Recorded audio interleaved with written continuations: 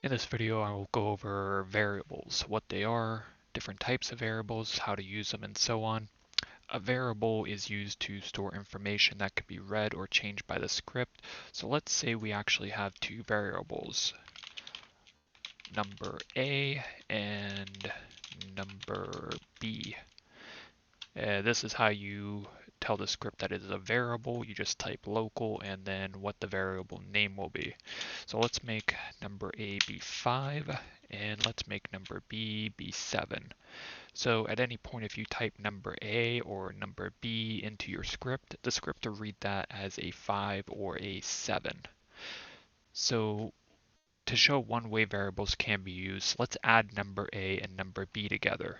So what we do there is we will just type print number A plus number B.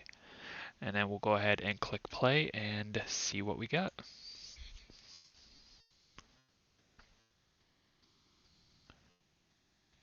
And as you can see, it printed 12 because the script reads that as print 5 plus 7.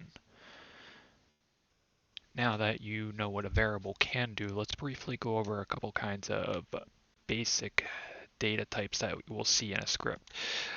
So you saw how a variable can be a number, and this is how you would make a variable be text. So let's say local example text equals, and this is very important, text will always be wrapped in quotes. That is how the script knows that it is text. So let's just say hello world. And this type of data is referred to as a string. And the last one we'll go over very briefly in this video is a table.